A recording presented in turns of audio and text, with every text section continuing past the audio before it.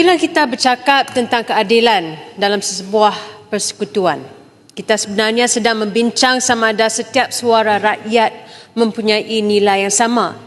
Dan inilah sebab mengapa RUU pemberian mengikut bilangan orang begitu penting. Sesebuah negara bukan sekadar garisan di atas peta. Ia adalah tentang manusia dan formula peruntukan harus mencerminkan jumlah sebenar rakyat yang dilayani. Apabila agihan keuangan diselaraskan mengikut saiz populasi, ia memperkukuh prinsip keadilan, ketulusan dan accountability dalam pengurusan sumber awam. Ia juga memastikan negeri-negeri yang berkembang pesat tidak terus terbeban dengan sumber yang terhad untuk memenuhi keperluan komuniti yang semakin bertambah. Jadi pada asasnya, rang undang-undang ini menyelaraskan sistem fiskal kita dengan satu prinsip demokrasi yang jelas. Rakyat itu penting, maka bilangannya juga mesti diambil kira. Tan Sri Yang Di-Pertua, selama 24 tahun, kadar pemberian mengikut bilangan orang kepada negeri tidak bergerak. Selama 24 tahun, inflasi tidak pernah berhenti. Kos sara hidup meningkat. Emolumen penjawat awam pun meningkat. Kos penyelenggaraan sekolah, jalan raya, klinik dan juga sistem perparitan terus meningkat. Tetapi formula pemberian kita kekal pada logik tahun 2002. Itulah realiti yang sedang kita betulkan hari ini. RUU ini wajar dan perlu. Perkara 109 Perlembagaan Persekutuan bukan sekadar peruntukan teknikal. Ia adalah amanah. Ia adalah prinsip asas federalisme kita, bahawa negeri mesti mempunyai sumber untuk mentadbir dan juga memberi perkhidmatan kepada rakyat. Struktur baharu yang memperkenalkan 4 peringkat kadar termasuk kenaikan 42% bagi 100,000 penduduk pertama adalah satu pembetulan yang signifikan.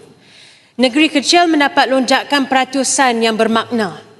Negeri besar menerima jumlah keseluruhan yang lebih tinggi selaras dengan populasi mereka. Jadi ini bukan soal belas insan. Ini adalah soal keadilan fiskal. Namun Tan Sri Speaker, jika kita cukup berani untuk membetulkan kelewatan selama 24 tahun, kita juga mesti cukup berani untuk memastikan kelewatan seperti itu tidak berlaku lagi. Kebimbangan pertama saya jelas.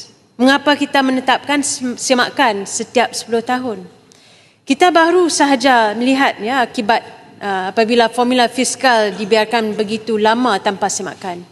Jadi dalam ekonomi hari ini, 10 tahun adalah tempoh yang panjang. Nilai wang boleh susut dengan pantas. Inflasi tidak menunggu kita.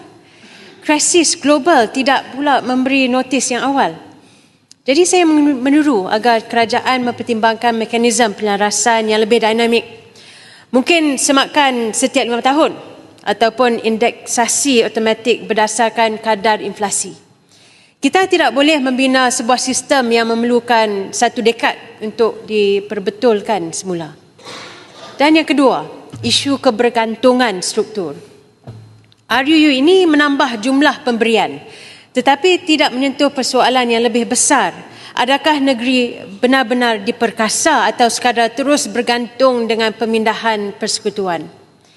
Negeri berpopulasi kecil akan terus memerlukan sokongan. Itulah realitinya. Tetapi reformasi fiskal sebenarnya bukan hanya menaikkan kadar. Ia memerlukan perbincangan yang lebih mendalam tentang otonomi hasil, pengkongsian cukai dan juga daya tahan keuangan negeri. Jika tidak, kita hanya membesarkan saluran bantuan, bukan membina kekuatan dalaman. Dan yang ketiga, kemampanan fiskal persekutuan.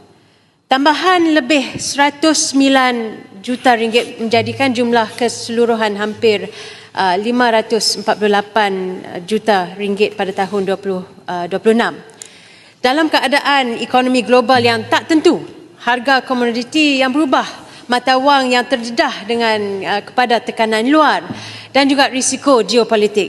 Kita mesti bertanya, apakah pelan sekiranya hasil persekutuan menyusut? Dan adakah terdapatnya mekanisme pelaporan tahunan kepada Parlimen supaya kita boleh menilai impak dan juga keberkesanan pemberian ini secara tulus. Tan Sri Speaker, menyokong RUU ini tidak bermaksud kita menggantung pertimbangan kritikal.